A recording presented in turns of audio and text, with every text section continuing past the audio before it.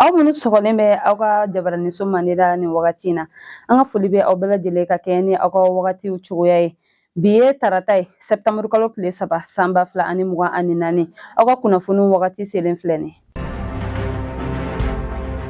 bakuruba kunnafoniw na an da bɛna se an ka jamanakuntigi colonel Asimi Goita ka taama min kɛra ka taa Chine jamana kan an da bɛna don o la fo ka taga se min ye mouvement Anbiko olu ka groupe min bɛ ko groupe Tuli olu ye dɛmɛ min ta ka se Bamakɔ sigidaw la an bɛna an da don o bɛɛ lajɛlen na ani o ɲɔgɔnna caman wɛrɛ aw bisimila i n'a fɔ an bɔra k'a fɔ aw ɲɛna cogoya min na tɛnɛndo septembre kalo tile 2 san 2024 min ye an ka jamanakuntigi colonel Asimi Goita ani colonel Sadio Kamara ni a ka gouvernement ma caman olu wulila ka u kunda chinois ka cakɛyɔrɔ min bɛ ni olu ka baara bɛnnen bɛ maramafɛnw dilanlen ma ni o bɛ wele nanzarakan na ko entreprise Norenco olu taara ka taga u ɲɛda o cakɛyɔrɔ in kan a selen ye u ye a kunbɛcogo cɛɲi na wa u ye yɔrɔ entreprise in kɔnɔna u ye a bɛɛ lajɛlen jira a la a ye kɛlɛkɛminɛn kura minnu dilanna nin cakɛyɔrɔ in fɛ a ye i ɲɛda o bɛɛ lajɛlen kan o kɔfɛ min ye an ka minisiri min ɲɛsinnen bɛ an ka lakana ma ni o ye colonel Sadio Kamara ye ani Norenco ɲɛmaa olu ye tɛgɛnɔbila kɛ sɛbɛnfura la sɛbɛnfura min bɛ u yamaruya ka kɛlɛkɛminɛn kuraw sɔrɔ ka bɔ nin cakɛda maaw yɔrɔ la o kelen kɔ ka o kɛ min ye an ka jamanakuntigi colonel Asimi Goita ani chinois ka jamana ɲɛmɔgɔ ye ɲɔgɔn ye ka sigi ka fɔba kɛ wa min ye chinois ka jamana ɲɛmɔgɔ ye a ye a jira ko min ye Mali ni Chine ye bolodi ɲɔgɔnma min bɛ u ni ɲɔgɔn cɛ ko a bɛna kɛ bolodi ɲɔgɔnma ye bɛɛ lajɛlen bɛ i ta sɔrɔ min na ko kɛlɛkɛminɛn ko ta fanfɛla la ko Chine jamana labɛnnen don ka Mali dɛmɛ yaasa banbanci wale o bɛ se ka kɛlɛ ka bɔ an ka jamana kɔnɔ cogoya min na wa ko diɲɛ ma k'a bila a kunna ko maa o maa de bɛ ni wulila k'a fɔ ko i bɛ kɛwale jugu dɔ ta ka ɲɛsin Mali ma ko i bɛ Chine jamana yɛrɛ jɔlen fana sɔrɔ i ɲɛ wa an ka jamanakuntigi fana ye o fana jira a yɛrɛ fana na u kumana fɛn caman kan min bɛ kɛ nafasɔrɔ sira ye ka ɲɛsin ni jamana fila in bɛɛ lajɛlen ma wa a jirala fana an ka jamanakuntigi ni a nɔfɛmɔgɔw ye taama min kɛ ka taga nin cakɛyɔrɔ in na ni o ye entreprise Norenco ye o kɛra ka kɔn farafinnagun ani Chine jamana bolodi ɲɔgɔnma min bɛ u ni ɲɔgɔn cɛ o sigikafɔ min bɛ kɛ ni o tako 9 kan ka kɛ septembre kalo tile 4 u ka nin taama in kɛra ka kɔn u ɲɛ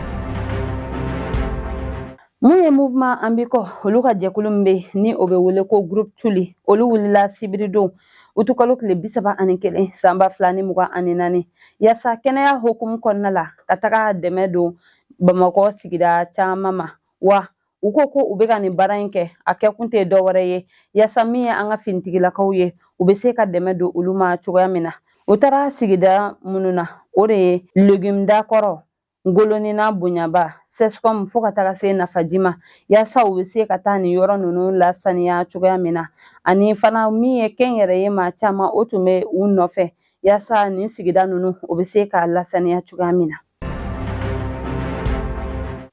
Boubacar Ka Traoré ni ale tun ye primature chargé de mission ye ni tɛgɛ kɛra ale la mɛ kalo tɛmɛnen a yɛrɛ ka bureau kɔnɔna la primature la ka sababuya kɛ ko kumakan dɔw bilala an ka bɔlɔlɔsiraw kan M5 RFP tɔgɔ la min bɛ kɛ sababu ye ka an ka finitigilakaw la gosi ale bilala kalo 3 kaso de la a ka kalo 3 dafara nka a kɔni a tɛna se ka taga a ka so ka sababuya kɛ a mago bɛ sɛbɛnfura la sɛbɛnfura min ni o bɛ wele nanzarakan na ko ordonnance de mise en liberté ale ka lafasabagaw u ma o sɔrɔ fɔlɔ u bɛna boliboli kɛ yaasa ka u tɛgɛ da ni sɛbɛnfura in kan yaasa min ye Boubacar Ka Traoré a bɛ se cogoya min na ka don a ka so Tahirou Ba ni ale tun ye an ka premier ministre Dr Choguel Kokala Mayiga cakɛɲɔgɔn kɔrɔ ye ale ye an ka Dr Choguel Kokala Mayiga o ka livre min bɛ ni o bɛ wele ko le Mali ma vie ale ye o jeni CICB kɔnɔna la lasigi dɔ senfɛ o kɛra sababu ye min ye CICB ɲɛmɔgɔw ye u ye sariya ta a kama k'a jira ko min ye Tahirou Ba ye ko a sen tɛna cun tuguni CICB kɔnɔna la ko lasigi o lasigi mana kɛ ko a sen tɛna don yen nɔ ka sababuya kɛ a ye nin waleya cɛjugu min kɛ PMI Mali ɲɛmɔgɔ Faseri Dunbiya ale ye sariya kura ta ni o de ye ka a ka baaradenw ka olu lakana u daga yɔrɔ min bɛ Bamakɔ komini 6 kɔnɔna la ni olu bɛ wele nazarakan na point de course en direct maa minnu ni u b'olu ta ka o bila o yɔrɔ ninnu na ko lakanabaliya o kun ɲɔ ɲɛlen bɛ nin yɔrɔ la o hukumu de kɔnɔ sa min ye finitigilakaw ye ko a bɛna o bila nin yɔrɔ ninnu na yaasa ka ni maa ninnu na ka na wa a ye nin hakilina min ta nin kɛra hakilina min diyara kosɛbɛ nin baaraden ninnu ye sabula u ye a jira ko lakanabaliya o kun ɲɔ ɲɛlen bɛ kosɛbɛ nin yɔrɔ ninnu na ko maa dɔw bɛ yen nɔ u bɛna